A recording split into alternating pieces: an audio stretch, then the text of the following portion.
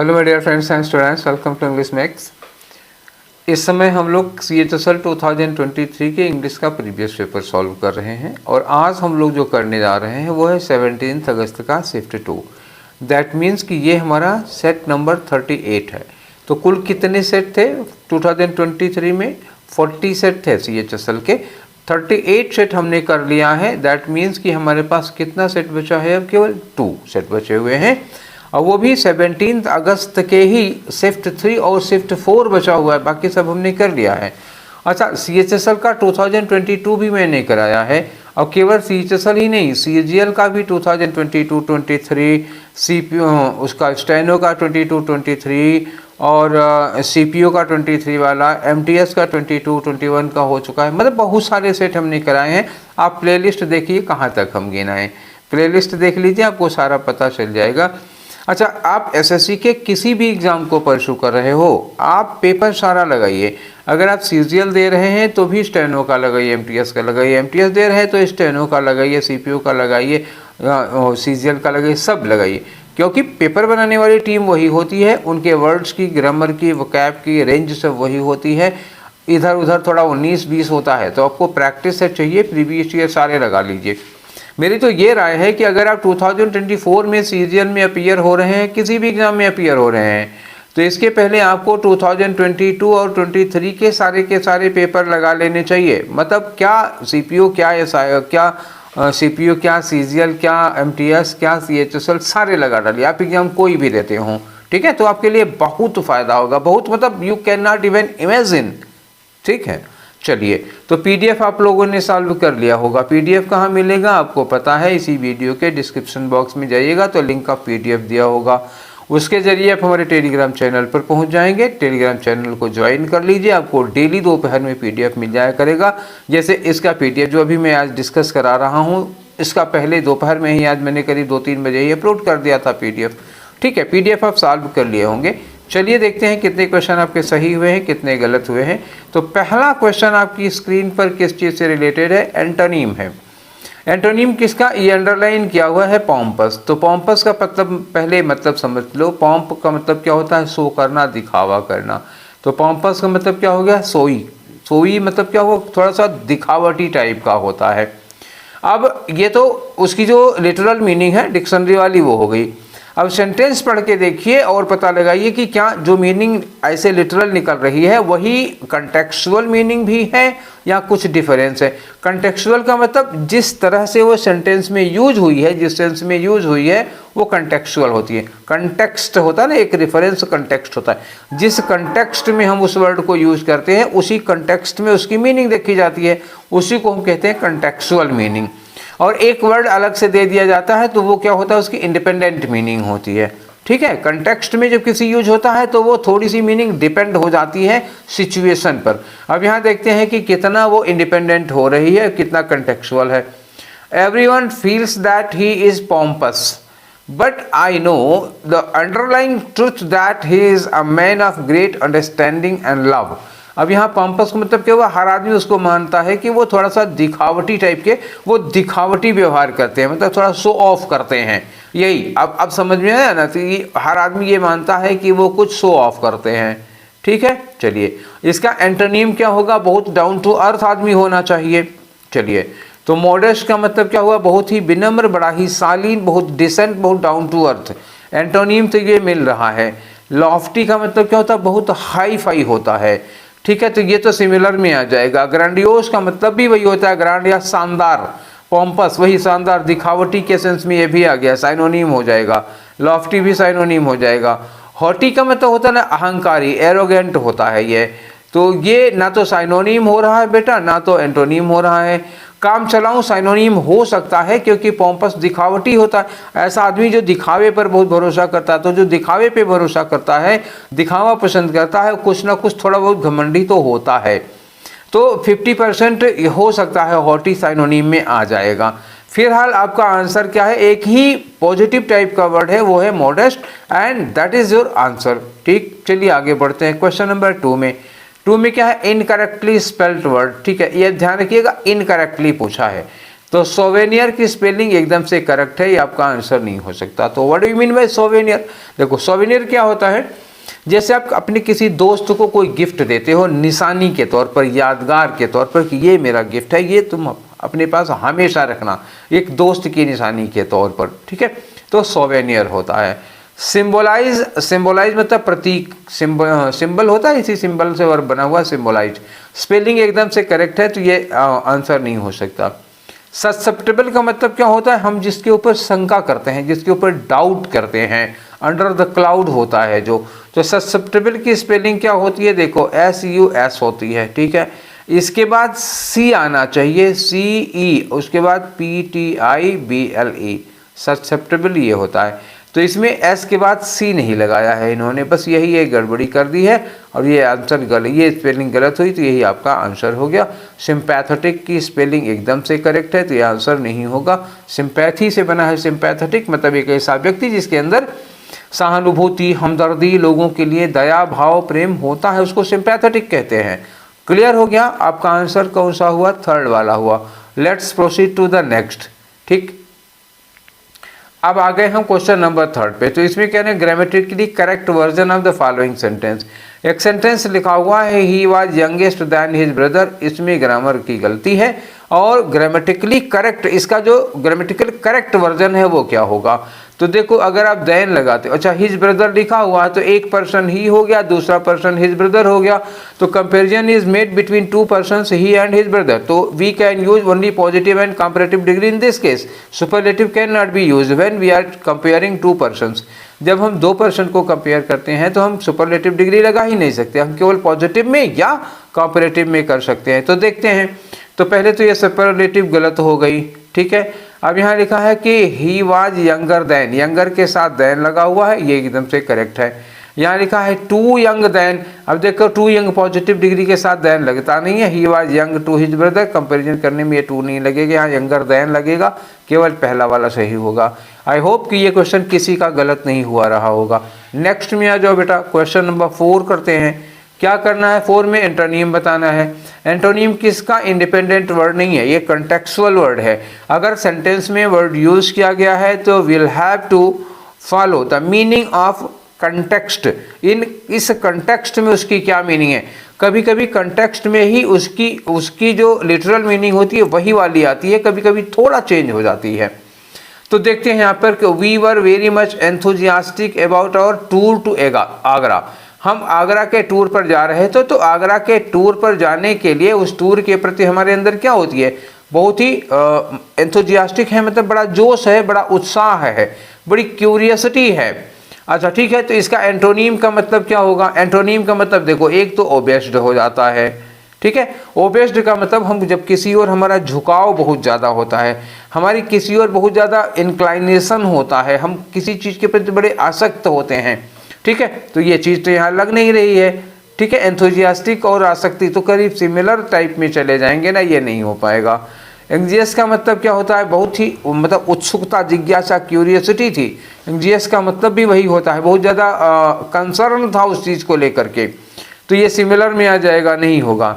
Casual का मतलब क्या होता है, देखो कैजुअल का मतलब होता है एक तरह से मतलब इनफॉर्मल हो जाना, ठीक है ना।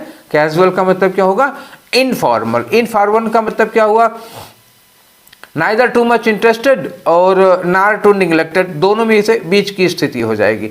इंक्लाइंड का मतलब क्या होता, उस तरफ आपका झुकाव है। तो अब ये भी हो जाएगा, ये भी हो जाएगा, ये भी हो जाएगा, ये मतलब 100% साइनोनिम नहीं, सेमी साइनोनिम कह सकते हो आप। ये तीनों वर्ड एंथुजियास्टिक के सेमी साइनोनिम्स हो सकते हैं।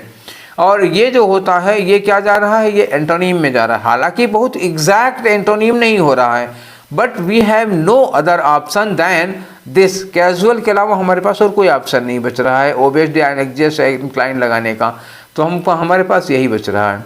कैजुअल का मतलब इनफॉर्मल टाइप का हो जाता है, सामान्य साधारण से सेंस में आ जाएगा। तो यहाँ एक देखो एंथुजियास्टिक है, कहाँ बहुत जोश में है आदमी, और कहाँ कैजुअल मतलब वही नॉर्मल पहले जैसा।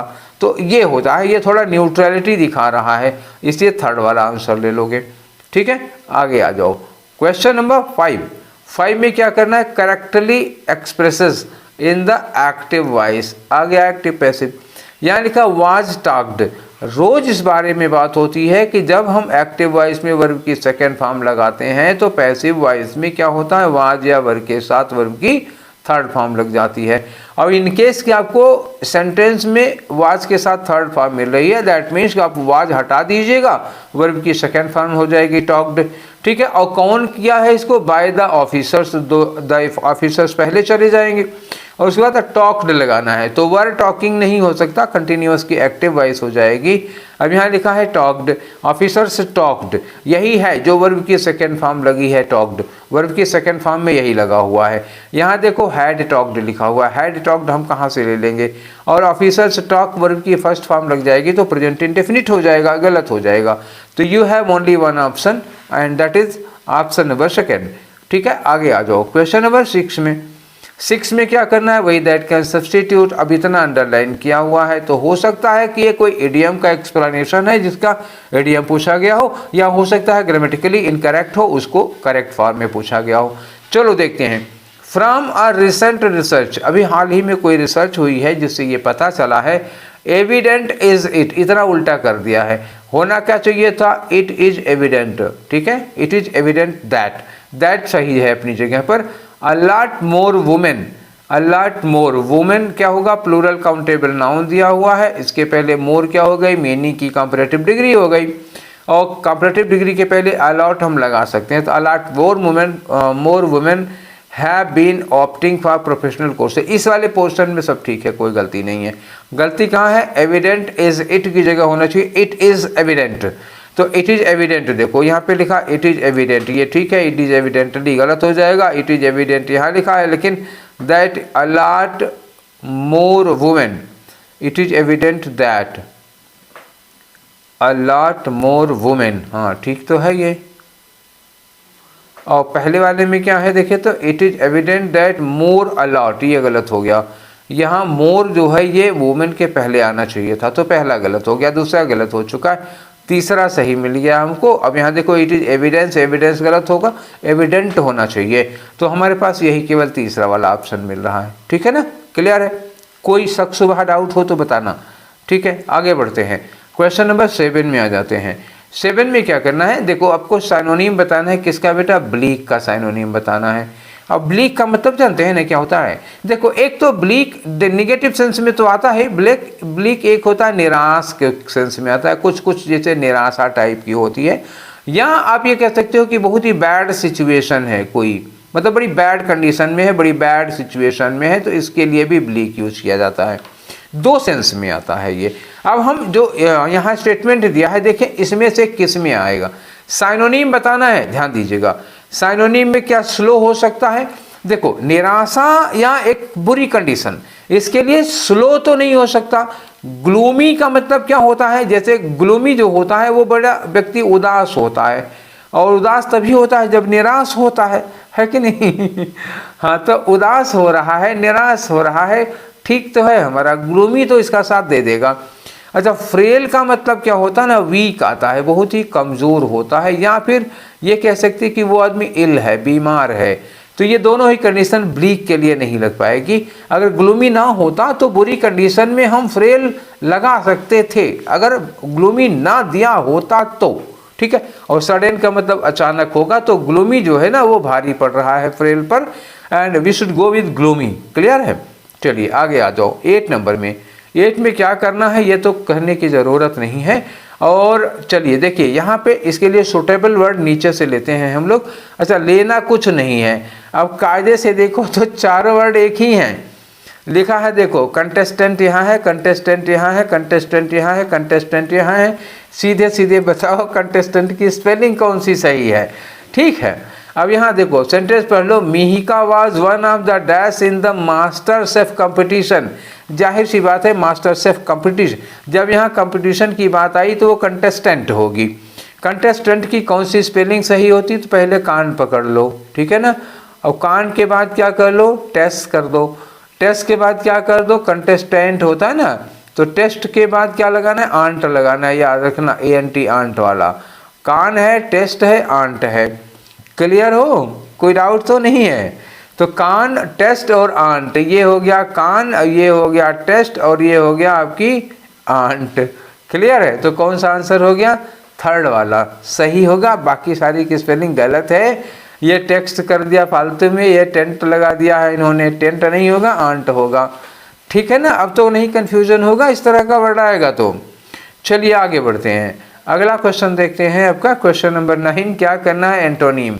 आज साइनोनिम पूछा है को कि नहीं? हाँ, एक साइनोनिम पूछा है, बाकी एंटोनीम की भरमार है। चलो, इल्यूसिव का मतलब क्या होता है? देखो, एक वर्ड होता है इल्यूड, उसी इल्यूड से बना हुआ है इल्यूसिव। तो इल्यूसिव का मतलब होता है ना, जैसे किसी चीज़ का अर्थ या उसकी मीनिंग जब पाना थोड़ा कठिन होता है, मतलब difficult to find the clear meaning या डिफ़िकल्ट टू अंडरस्टैंड, थोड़ा सा कन्फ्यूज़न क्रिएट कर रहा हो जो, उसको कहते हैं इल्यूसिव। ठीक है? मतलब not clear, not sure, not definite में आ जाओगे, पहचान में ना आए तब भी इल्यूसिव कह सकते हो। एंटोनीम में देखो, एक्सप्लोसिव का मतलब विस्फोटक होता है, इसका तो कोई लेना देना है, नाइदर सिमिलर नॉट एंटी, ना तो एंटोनीम है ना साइनोनीम है। अफोर्डेबल का मतलब क्या होता है? कोई ऐसी चीज़ जिसका एक्सपेंस आप उठा सकते हो, आपकी सैलरी आपके पॉकेट के मतलब रेंज में आती है, तो अफोर्डेबल है आपके लिए। अब डेफिनिट, डेफिनिट का मतलब कोई चीज़ एकदम से सर्टेन होती है, एकदम श्योर होती है, उसमें कोई डाउट नहीं होता है। तो एल्यूसिव का एंटोनीम क्या हो गया हमारा? डेफिनिट हो गया। और रिजिड का मतलब क्या होता है? जो चीज़ लच नहीं सकती, लोच नहीं हो सकती, जो फ्लेक्सिबल नहीं है, जिसको मोड़ो तो टूट जाए, ऐसा होता है रिजिड। क्लियर हो गए? ठीक है, आंसर आपका थर्ड वाला होगा। नेक्स्ट क्वेश्चन पे आ जाओ, अगला क्वेश्चन है आपका क्वेश्चन नंबर 10। क्या करना है? इसको आप पैसिव वॉइस में चेंज करना है। पैसिव वॉइस देखो, मस्ट के साथ कंप्लीट लिखा हुआ है। जब हमारा मॉडल वर्ब के साथ कोई फर्स्ट फॉर्म लगी होती है तो हम लोग क्या करते हैं? वही मॉडल वर्ब रखेंगे, मॉडल वर्ब चेंज नहीं करेंगे, उसके बाद बी लगाएंगे और वर्ब की थर्ड फॉर्म लगाएंगे। तो आप पहले क्या ढूंढो? Must be completed. Must complete को पैसिव वॉइस में हम कैसे करेंगे? Must be completed. ठीक है ना? और कौन क्या चीज़ कंप्लीट होना है? असाइनमेंट। तो असाइनमेंट सब में पहले लगा, यहाँ लिखा है मस्ट बी कंप्लीटेड, यहाँ विल बी कंप्लीटेड। अभी हमने कहा कि मॉडल वर्ब एक्टिव से पैसिव बनाते समय चेंज नहीं होती। We don't change modal verb while changing into passive voice from active voice. Must will remain must. ठीक है? तो ये मस्ट का विल नहीं होगा, यहाँ भी विल लगा है, यहाँ पे मस्ट दिया हुआ है, बट यहाँ मस्ट बी के साथ क्या दी है? वर्ब की फर्स्ट फॉर्म दी है, और यहाँ मस्ट बी के साथ क्या दी है? वर्ब की थर्ड फॉर्म। हमने क्या कहा था? बी के साथ वर्ब की थर्ड फॉर्म लगती है, तो fourth option is incorrect. Therefore only one option and that is 1 is correct. ठीक है, चलिए आगे चलें, अगला क्वेश्चन करते हैं हम लोग, क्वेश्चन नंबर 11। 11 में क्या करना है बच्चा लोग? देखो 11 में करना है आपको कि एक वन वर्ड सब्स्टिट्यूशन देना है। किसका देना है? ये अंडरलाइन किया हुआ है। तो थोड़ा और पहले से पढ़ लेते हैं। लिखा है कि kidney beans were boiled quickly when Nisha added a substance that speed up the chemical reaction without being consumed by the reaction itself. मतलब बाकी वो किडनी बीन्स मतलब कोई चीज़ पका रही थी, राजमा पका रही होगी, उसको बॉईल करने के लिए रखा था, थोड़ा सा उसमें नमक डाल दिया या कोई ऐसी चीज़ केमिकल थोड़ा डाल दिया जिसकी वजह से वो जल्दी गल जाता है, जल्दी पक जाता है। ठीक है, कोई ऐसी चीज़ मिलाना तो जो केमिकल रिएक्शन को तेज़ कर देता है, फास्ट कर देता है, उसको आप लोगों ने केमिस्ट्री में क्या पढ़ा था? कैटेलाइजर पढ़ा होगा। तो कैटेलाइज उसको क्या कहते हैं? कैटलिस्ट कहते हैं। ठीक है, जैसे कोई चीज़ आपको गलानी है, मान लो प्याज आप पका रहे हैं, गलानी है, तो थोड़ा सा नमक डाल दीजिए, प्याज जल्दी गल जाएगी। तो नमक क्या काम करता है? उस प्रोसेस को थोड़ा बढ़ा देता है, कैटलिस्ट का काम करता है। ठीक है, अब रिएक्टेंट देखो, रिएक्ट, अब देखो यहाँ से देख लो, रिएक्ट से पढ़ लो आप, रिएक्टेंट जो प्रतिक्रिया करता है रिएक्टेंट हो जाता है। रिएक्ट करना मतलब क्या हुआ? जैसे बॉडी पर कोई दवा खाई आपने, वो दवा रिएक्ट कर गई तो वो होता है प्रतिक्रिया कर गई, तो रिएक्ट। किसी रासायनिक अभिक्रिया को, किसी केमिकल रिएक्शन को तेज करने वाला रिएक्टेंट नहीं होता, बल्कि वो किसी का मतलब जैसे आपके शरीर के अंदर, सपोज करो आपकी बॉडी में सपोज करो मच्छर ने काट लिया या बर्रिया ने काट लिया, तो आपकी जो इम्यूनिटी सिस्टम है जो रिएक्ट करता है वो कहते हैं रिएक्टेंट, वो होता है WBC रिएक्टेंट होते हैं। कैटलिस्ट क्या होता है? जो आग में घी का काम करे, जो केमिकल प्रोसीजर को तेज कर दे। एंजाइम नहीं है ये, एंजाइम हमारी शरीर में पाया जाता है ना। आप एंजाइम क्या उसमें राजमा में एंजाइम मिलाओगे? नहीं हो सकता। सॉल्यूट का मतलब घुलनशील जो होता है, जिसमें चीज़ें घुल जाती हैं। तो केमिस्ट्री का वर्ड है ये, और ये कैटलिस्ट होता है। ठीक है, आगे चलो क्वेश्चन नंबर 12 में आ जाओ। क्या करना है पता है। Sara just gave dash to a baby boy. तो सारा ने अभी अभी मतलब हाल ही में उसने एक बेबी बॉय को क्या दिया है? जन्म दिया है। तो जन्म देने के लिए क्या लगाते हो? ये BIRTH होता है। ये BREATH होता है, ये सांस लेने के लिए आता है ना। गे ब्रीथ नहीं होता, गे बर्थ होगा जन्म देने के लिए। अब ये ब्रोथ क्या होता है? ब्रोथ आप समझ लो ना, ये सूप जैसे होता है, वही है सूप या ग्रेवी। सब्जी वब्जी बनाते हैं तो जो उसमें ग्रेवी होती है उसको ब्रोथ कहते हैं। ठीक, सूप। ये बर्थ जो होती है, जिससे ट्रेन वगैरह में कभी जाते हैं तो जो लेटने की जगह होती है, सीट जिस पर लेटते हो, उसको बर्थ कहते हैं। ये वाला है। तो ये जन्म देने के लिए बेबी के लिए BIRTH लगेगा। ठीक है, नेक्स्ट क्वेश्चन पे आ जाओ 13 नंबर में। 13 नंबर में क्या है वो देखो यहाँ, दैट कैन सब्स्टिट्यूट। ठीक है, तो अब देखना है कि ये क्या दिया है इन्होंने। सेंटेंस पढ़ के देखो, हो सकता है सुटेबल इडियम पूछे, हो सकता है करेक्ट करने के लिए हो। पहले सेंटेंस पढ़ते हैं कि my mother asked my father. मम्मी ने पापा से पूछा, मांगा, क्या मांगा? To increase her personal use allowance. अच्छा, तो मतलब पॉकेट मनी थोड़ी बढ़ा दीजिए। अगर मतलब उनको 5,000 रुपये महीने मिले तो उन्होंने कहा ठीक है भैया महंगाई बढ़ गई, 6,000 कर दो। तो अगर आप पर्सनल यूज अमाउंट को बढ़ाने के लिए कह रहे हैं तो उसको क्या कहते हैं जानते हो ना? उसको कहते हैं पेन मनी। कल भी तो आया था ये पेन मनी, कल वाला सेशन याद है आप लोगों को? कल वाले में भी पेन मनी था। ठीक है, और मैंने आपको समझाया भी था, आज फिर आ गया। इसीलिए कहते हैं प्रीवियस पेपर लगाया करो। एक चीज़ देखो लिखा है पेनमेल। पेनमेल का मतलब क्या होता है ना, नॉट श्योर। किसी चीज़ को लेकर के आप बहुत कंफ्यूज्ड हैं तो उसके लिए पेनमेल यूज किया जाता है। रैंक एंड फाइल का मतलब होता है जनसाधारण। जनसाधारण का मतलब क्या होता है? आम आदमी जो होते हैं। आम आदमी मतलब मैंगो मैन नहीं, कॉमन मैन। ठीक है ना? हाँ, तो जनसाधारण को रैंक एंड फाइल कहा जाता है। पिन्स एंड नीडल्स का मतलब होता है कोई चीज़ जो चुभ रही हो, चुभन को कहते हैं पेनमेल। ठीक है ना, समझ में आया? Pins and needles. तो आपको आंसर क्या होगा ना, पिन मनी। आप भी चाहो तो पापा से बोल दो कि पापा पिन मनी बढ़ा दीजिए ज़रा, पर वो समझ पाएंगे तब ना, पिन मनी। ठीक है, चलो नेक्स्ट है आपको एंटोनीम। एंटोनीम किसका? रिपील का। रिपील का मतलब क्या होता है ना, जैसे किसी चीज़ को इलीगल मतलब डिक्लेयर कर देना। जैसे मान लो कोई कानून बनता है सरकार की ओर से, जैसे अभी हाल ही में एक घटना हुई। जैसे केंद्र सरकार ने एक बॉन्ड शुरू किया था, इलेक्टोरल बॉन्ड। तो सुप्रीम कोर्ट ने इस इलेक्टोरल बॉन्ड को इलीगल घोषित कर दिया। तो वही क्या होता है, रिपील कर दिया उन्होंने। ठीक है ना, क्लियर हो गया, समझ गए? तो रिपील करना मतलब किसी चीज़ को गैर कानूनी या इलीगल या अगेंस्ट लॉ अनाउंस कर देना, रिपील करना होता है। अब अप्रूवल का मतलब क्या होगा? उसको ओके कर दिया, अप्रूव कर दिया। तो ओके तो किया नहीं इन्होंने, एक ओके ये होता है और एक वर्ब होती है ओके, तो ये होती है। ठीक है, अगर आप अप्रूव कर दे रहे हो तो ओके कर दे रहे हो। तो अप्रूवल इसका एंटोनीम हो जाएगा। ठीक है, एक्सपेंस का मतलब खर्च होता है, सेपरेशन अलगाव होता है, एडवर्सिटी का मतलब होता है एक बहुत विकट परिस्थिति, बुरी स्थिति, गरीबी उरीबी या उस समय विकट के लिए लगता है। तो अप्रूवल इसका एंटोनीम हो गया। ठीक है, आगे चलें। नेक्स्ट क्वेश्चन आ जाओ 15 पे। 15 में क्या करना, देखो ये जम्बल्ड। अब की बार PQRS नहीं दिया हुआ, एस हटा के क्या ले लिया इन्होंने, ओ ले लिया। OPQR, जरा ध्यान रखना नहीं तो गड़बड़ कर जाओगे, PQRS ढूंढ रहे होगे तो।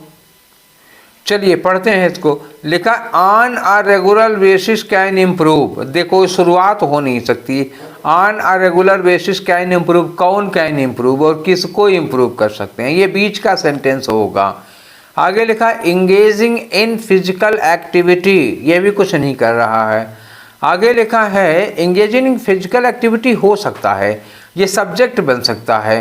ठीक है ना, कैन इम्प्रूव जो आपके रिस्क को, आपके किस बॉडी को, हेल्थ को, फिजिकल एक्टिविटी मतलब engaging in regular exercise can improve. हाँ, रेगुलर बेसिस पर अगर आप कोई एक्सरसाइज करते हो तो वो आपकी डैश चीज़ को इम्प्रूव कर सकती है। तो हो सकता है कि ये सब्जेक्ट हो जाए और ये हमारी वर्ब बन जाए।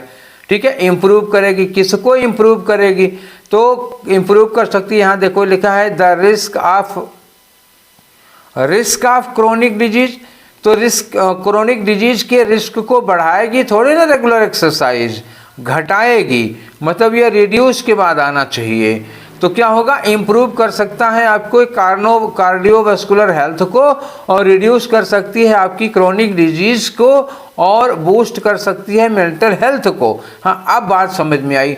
ये हो गया आपका सब्जेक्ट, और ये हो गई वर्ब। और किसको इम्प्रूव करेगा? इम्प्रूव करेगा वो आर को, और किसको रिड्यूस करेगा? रिड्यूस करेगा वो क्यू को, और फिर बूस्ट करेगा मेंटल हेल्थ को।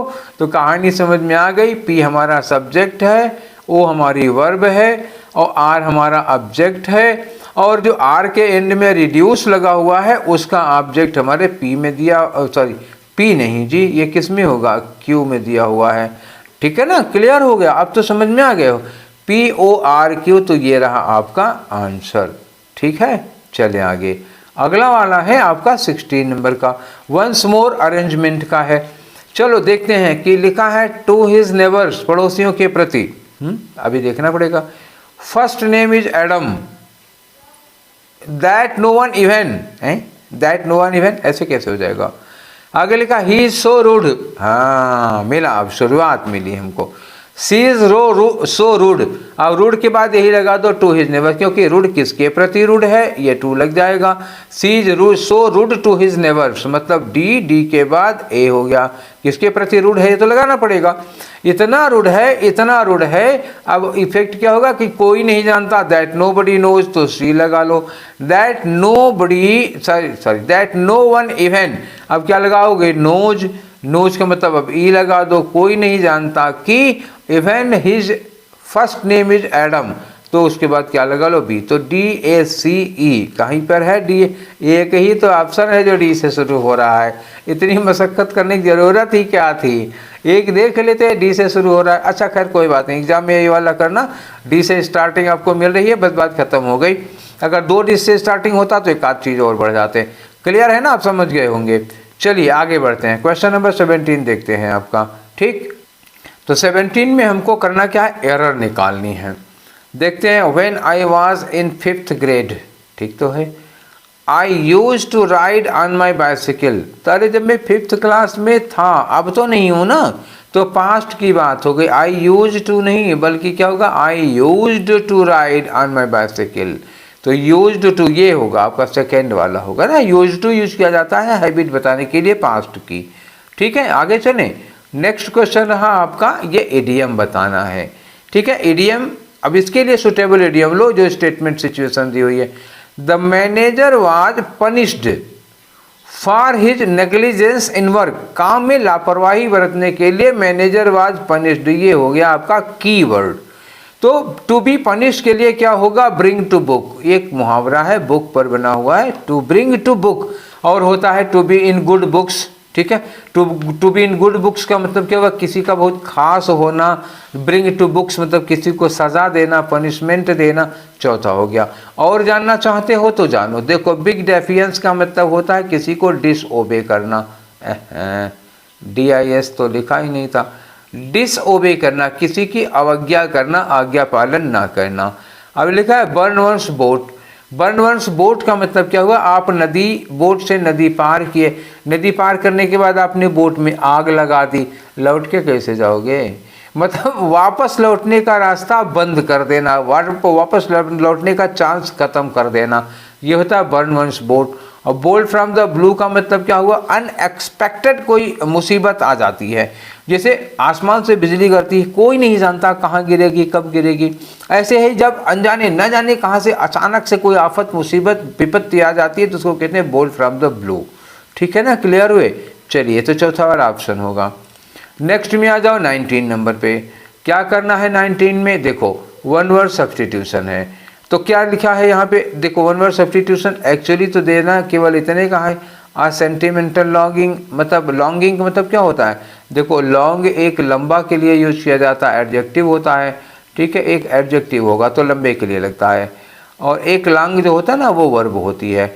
अब इस लॉन्ग जब वर्ब होती है तो उसका मतलब होता है डिजायर, इच्छा करना, कोई चीज़ पाने के लिए मतलब इच्छा होना आपके अंदर। तो सेंटिमेंटल लॉन्गिंग, यहाँ लॉन्गिंग का मतलब क्या हो गई? आपकी विश हो गई, बहुत भावुक, बहुत इमोशनल इच्छा हो जाती है। ठीक है, अब इसके लिए क्या करोगे? पूरी सिचुएशन पढ़ना पड़ेगा आपको, ऐसे काम नहीं बनेगा।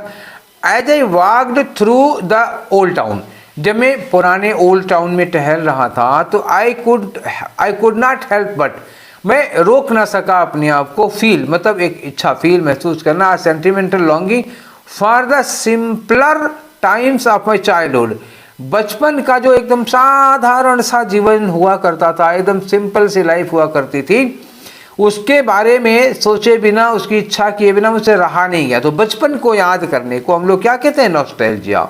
ठीक, आप बीते हुए दिनों को, जैसे आप इस समय ग्रेजुएशन वगैरह कर चुके होंगे, आप याद करें यार 6th 7th 8th में वाह क्या दिन थे, वो भी क्या दिन थे, या 4th 5th में क्या दिन थे, बचपन के क्या दिन थे, उस स्कूल लाइफ को याद करोगे तो क्या कहते हैं? नॉस्टैल्जिया। आप शहर में रह रहे हैं, गाँव को याद कर रहे हैं, मम्मी को याद कर रहे हैं, खेत खलिहान याद कर रहे हैं, वो क्या होगा? नॉस्टैल्जिया कहते हैं इसको। ठीक है, बाकी वर्ड समझो। अफेक्शन का मतलब क्या होता है? लगाव होता है किसी से। ठीक है, एक तरह का अपनापन होता है, लगाव होता है। होम सिकनेस का मतलब घर की याद आना, जिसको अभी मैं थोड़ी देर पहले बता रहा था, घर की याद आना। ठीक है, आप इनर्शिया का मतलब क्या होता है? मतलब एनर्जी लैकनेसनेस, मतलब क्या हुआ? जैसे लैक ऑफ एनर्जी, आप फील कर रहे हैं कि आपके अंदर एनर्जी रह ही नहीं गई है, हम शक्तिहीन हो गए हैं। शक्तिहीन का मतलब क्या हो गया? पावरलेस हो गए हैं, मतलब विदाउट एनर्जी हो गए हैं, मतलब ऐसी एक निष्क्रियता, इनएक्टिव फीलिंग आती है, यार कुछ करने का मन नहीं कर रहा, एकदम से हिम्मत नहीं कर रही, एकदम से मन नहीं कर रहा है, वो चीज़ हो जाती है इनर्शिया। क्लियर? अच्छा वर्ड है, नोट कर लो, एसएससी में फिर से पूछा जाने लायक है, ये बढ़िया वर्ड है, नोट करो इसको। अगला है वन वर्ड सब्स्टिट्यूशन। किसके लिए वन वर्ड सब्स्टिट्यूशन लगाना है? कलेक्शन या रिटन, कलेक्शन ऑफ रिटन या स्पोकन टेक्स्ट, किसी ने कुछ बोला है, कुछ लिखा है, भाषणों का कलेक्शन, कहानियों का कलेक्शन, किसी लिटरेचर का कलेक्शन, स्टोरी का कलेक्शन, उसको क्या कहते हैं? कॉर्पस कहते हैं। वन वर्ड सब्स्टिट्यूशन नोट कर लो, कलेक्शन के लिए यूज किया जाता है। कॉर्पस होता है ना, कोई भी लिटरेरी वर्क आप कलेक्ट कर रहे हो कहीं पर, एक राइटर की 10 कहानियाँ हो सकती है, 10 अलग अलग राइटर्स की कहानियाँ आप इकट्ठा कर रहे हो, वो कॉर्पस कहा जाता है। या किसी की स्पीचेज या लेक्चर्स इकट्ठा कर रखे हो तो वो कॉर्पस कहा जाता है। डेटा बैंक आप लोगों को पता होगा, हमसे ज़्यादा आप लोगों को पता होगा डेटा बैंक क्या होता है।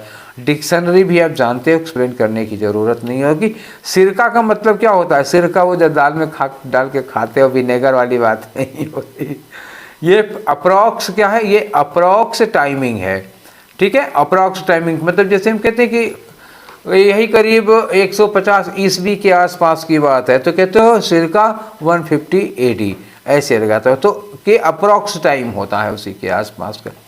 तो हम लोग 20 क्वेश्चन कर चुके हैं बच्चा लोग। ठीक है, चलिए आगे बढ़ते हैं, नेक्स्ट क्वेश्चन करते हैं 21 से लेकर के 25 तक। तो पैसेज बड़ा है, देख रहे हो, 3 ही आया है एक बार में। क्लियर? तो चलो शुरू करते हैं, इसको पढ़ते हैं, इसको पढ़ने के बाद हम लोग एक एक करके इसको भरते हैं। तो देखिए लिखा है कि the entertainment dash built by Walt Disney is sometimes called the house of mouse in acknowledgement of the leading role played by Disney's most famous creation Mickey Mouse. Mickey Mouse का नाम सुना होगा, एक कार्टून कैरेक्टर था, याद है Mickey mouse, Tom and Jerry, Mickey mouse, ये सब। चलिए, तो मिकी माउस किसने बनाया था? डिज्नी ने बनाया था। ये डिज्नीलैंड का भी एक मेन कैरेक्टर है। तो इंटरटेनमेंट की दुनिया जिसको किसने क्रिएट किया था? वाल्ट डिज्नी ने क्रिएट किया था। ठीक है, चलिए तो ये हो गया इंटरटेनमेंट की दुनिया। आगे मतलब मिक्की माउस नाम डिज्नी या हाउस ऑफ, उसको हाउस ऑफ माउस क्यों कहा जाता है? मिक्की माउस के नाम पर। मिक्की माउस जानते ही होगे ना, आपकी बड़ा फेमस कैरेक्टर है वो। आगे लिखा है कि मिक्कीज राउंड नोज, मतलब उसकी जो कान थे क्या थे? राउंड माउस ईयर थे, मतलब गोल गोल उसके कान क्या थे? गोल गोल थे। आइदर इन सिलहट, अब ये सिलहट क्या चीज़ होती है बताओ? सिलहट ऐसे होता है ना जैसे कोई लाइट बैकग्राउंड पर कोई डार्क पिक्चर हो, मतलब वाइट बैकग्राउंड, या जैसे हमारी फोटो के पीछे जो बैकग्राउंड दिख रहा है लाइट बैकग्राउंड है, अगर यहीं पे मैं ब्लैक शर्ट पहन के बैठा होता तो क्या होती है? Dark figure. तो वाइट बैकग्राउंड पे कोई डार्क ब्लैक, ब्राउन, ब्लू ऐसे कोई डार्क इमेज आती है तो उसको कहते हैं सिलहट। आगे आओ। या एडोर्निंग अ हैट, या एडोर्निंग अ हैट मतलब क्या होता है? किसी हैट को डेकोरेट करने के लिए यूज किया जाता है। हैव बिकम, वही जो मिकी माउस था वही क्या हो गया? अब have become one of the most dash corporate logos जो कैप वगैरह को, हैट वगैरह को डेकोरेट करने के लिए लगता था, वो कारपोरेट दुनिया की मतलब एक इम्पोर्टेंट लोगो बन जाता है, लोग इसको लोगो की तरह यूज करने लगते हैं। ठीक है ना, क्रिया। चलिए आगे, हो गया। But if a few business decisions in the 1920 had gone differently, तो they could have been rabbit ears। ठीक, अगर एक आध दो मतलब बिजनेस डिसीजंस एक आध दो डिफरेंट गए होंगे। अब सोच लो कि जितने भी बिजनेस डिसीजन होते थे सब लोग लोगों के रूप में क्या लेते थे, मिकी माउस को लिया करते थे। एक आध दो ऐसे होते थे जिसमें क्या होता था, रैबिट ईयर्स होते थे। रैबिट मतलब क्या, खरगोश की तरह लंबे लंबे कान वाले। इन द मिड 1920s की बात है, मतलब मिड 1920s का मतलब क्या हुआ, 1925 के बीच की बात होगी। Disney was a young dash. तो डिज्नी कौन थे, डिज्नी उन व्यक्ति का नाम है जिन्होंने इसको मतलब कैरेक्टर बनाया था। तो क्या रहे होंगे, तो कि वो कार्टूनिस्ट या एनिमेशन मूवी बनाया करते थे। तो एनिमेशन मूवी बनाते तो एनिमेटर कह सकते हो। तो Disney was a young animator producing a series, उन्होंने एक सीरीज प्रोड्यूस की थी जिसका नाम था एलिस कॉमेडीज। शॉर्ट फिल्म थी ये, short films that combined live action footage with animated image, animated image के साथ होती थी ये। आगे क्या लिखा हुआ है देखो, एक आखिरी वाला वर्ड भूल गया मैं, हाँ, सो दैट देखो, so that human actors appeared to interact with the cartoon characters। अब क्लियर हो गया। चलिए, but he had grown tired of the series। कुछ दिनों के बाद ये इस सीरीज से ऊब जाते हैं और wanted to move on, और आगे बढ़ना चाहते हैं to making completely animated films, मतलब पूरी एनिमेटेड फिल्म। पहले ये एनिमेटेड कैसे करते थे कि जो ह्यूमन एक्टर होते थे, जो फिल्मों के एक्टर होते थे, वो उनके साथ कुछ इंटरैक्ट कर सकें, मतलब कोई एक तरह से जो मूवी होती थी, मूवी का एक पार्ट होता था एनिमेटेड पार्ट। अब ये चाह रहे थे कि हम पूरी मूवी ही एनिमेटेड बनाएंगे। अब करते क्या है कि 1927 में इनकी इच्छा को एक डैश डील मिलती है। डील मिलती है मतलब अच्छी डील मिलती है, बढ़िया डील, फायदे वाली डील मिलती है। किसके साथ, यूनिवर्सल के साथ। क्या डील थी, to produce a new series based on the adventures of a character called Oswald, Oswald the lucky rabbit. एक रैबिट कैरेक्टर था, लकी रैबिट, उसका नाम रखा गया था ओसवाल्ड। तो इनको एक चांस मिला कि एक ऐसी पूरी सीरीज बनाओ, एक ऐसी मूवी बनाओ जो पूरी तरह से एनिमेशन पर बेस्ड हो, और किसकी एक्टिविटीज़ पर है, लकी रैबिट ओसवाल्ड की एक्टिविटीज़ पर बेस्ड हो। ठीक है, तो both the name and the species of the character, species of the character मतलब रैबिट, और नेम जो था ओसवाल्ड, दोनों कहाँ से लिया गया था, had been picked by Universal. ये यूनिवर्सल ने ही ये नाम दोनों दिए थे। Oswald was dash picked out of a hat of names. A hat of names का मतलब ढेर सारे नेम्स में से इसको क्या किया गया था, चुना गया था। आगे लिखा है and the character was made a rabbit sorry, और जो कैरेक्टर था वो एक रैबिट था इसमें, because there were already too many cartoons cats on the market. Cartoon cats बहुत थी, तो अब की बार इन्होंने क्या लिया, रैबिट को लिया कैरेक्टर के रूप में।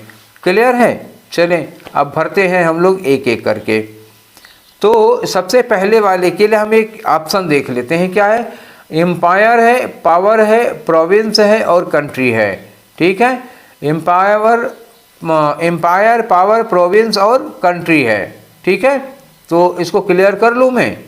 चलिए क्लियर कर लेता हूँ, आपके लिए थोड़ी आसानी हो जाएगी ना। अरे भाई आप भी साफ हो जाओ।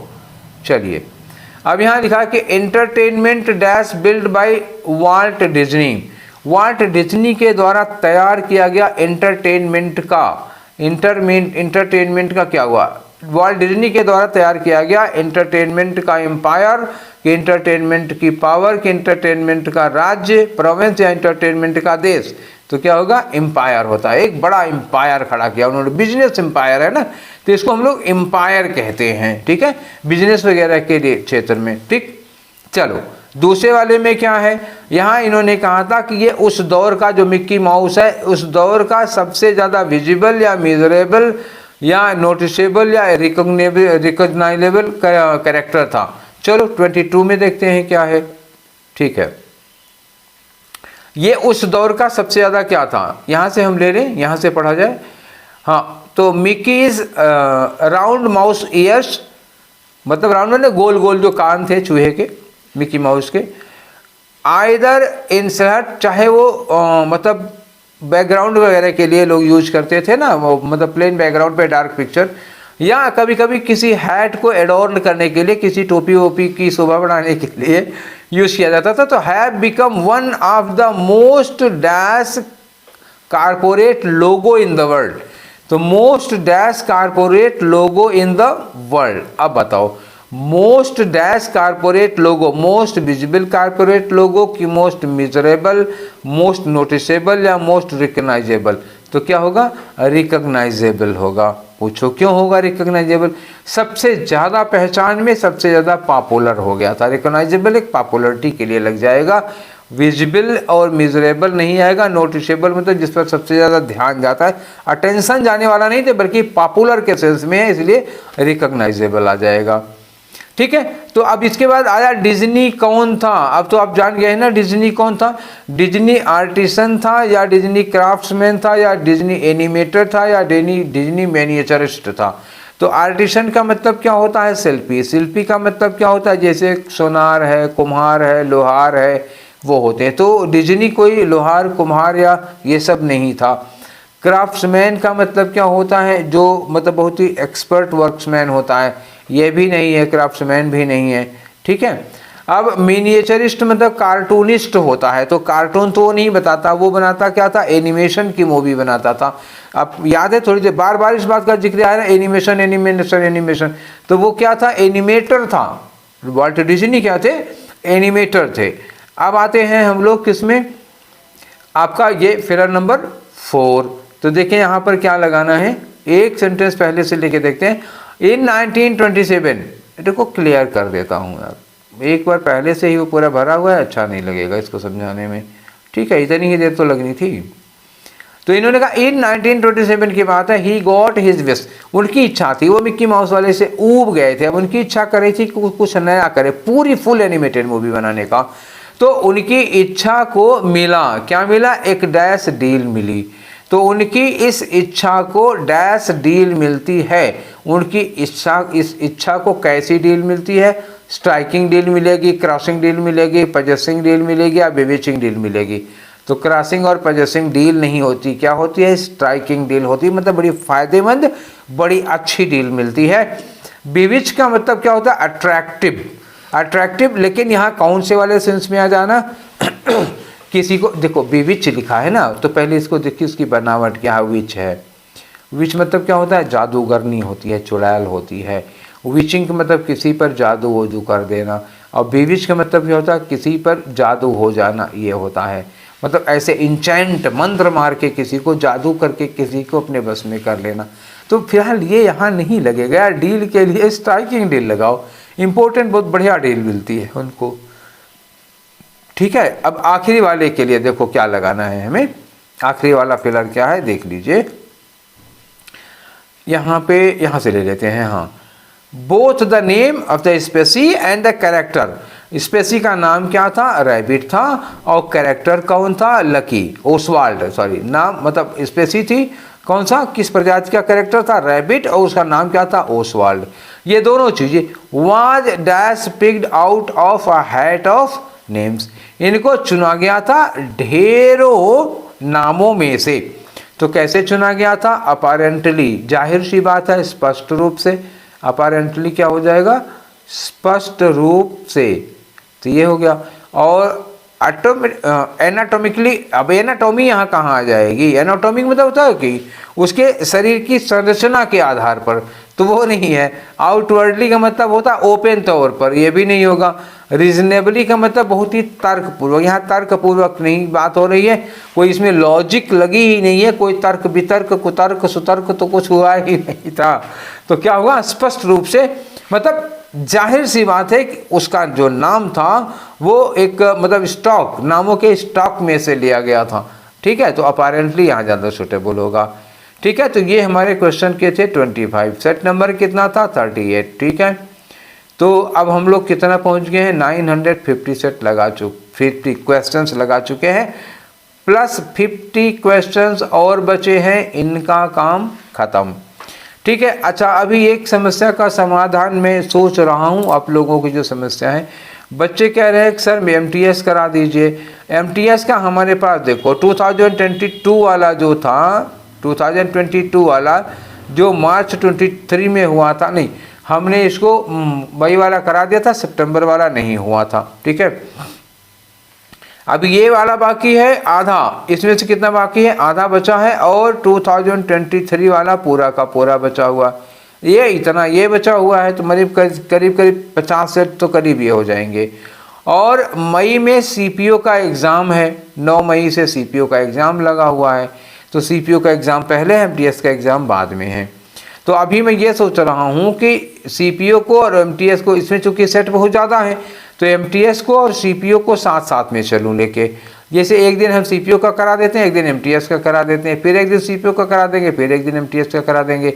अच्छा, आप में से जितने भी लोग हो, चाहे आपको MTS देना हो चाहे CPO देना हो, आपको दोनों लगाने हैं। मैं बार बार ये कहता हूँ कि आप किसी भी एग्ज़ाम को परस्यू कर रहे हो, SSC का जो भी डिस्कशन मिलता है, सारे के सारे डिस्कशन लगाओ। हाँ, अगर आप MTS देते हो तो you must be more focused on MTS, लेकिन for practice you must solve all type of questions, whether it is of CGL, CHSL, किसी का भी हो, आप करो ज़रूर सॉल्व। ठीक है। तो अभी मैं ऐसे ही करूँगा इसके क्योंकि कम सेट होंगे ना, CPO के 8-9 सेट होंगे, और MTS में कितने सेट होंगे, MCET में हमको मान लेते हैं कि कम से कम 50 से 55 सेट के बीच में अभी हैं बचे हुए। तो ये 50 से 55 सेट है, इसमें तो काफ़ी 1-1.5 महीना 2 महीना लग जाएगा। और जो CPO वाला है वो मुश्किल से 8 से 9 दिन लगेगा, इसको ख़त्म कर दूंगा मैं। तो बीच बीच में MTS के बीच बीच में हम CPO SI का डिस्कशन कराते चलेंगे। ठीक है, ताकि वो इसी में इधर इनके एग्ज़ाम के पहले, भाई इनका मई में पेपर है, उनके पहले ही उनका ख़त्म कर दूँ। 22 वाला 23 CPO वाला तो हम करा ही चुके हैं। ठीक है। तो अब आप लोग राय बताना, मेरी समझ में ये आया है कि ये ठीक रहेगा। और आप लोगों को ये सेशन कैसा लगा अपनी राय दीजिएगा, दोस्तों के साथ शेयर करो। और फिर हम लोग मिलते हैं कल वाले सेशन में। Till then take care, thank you.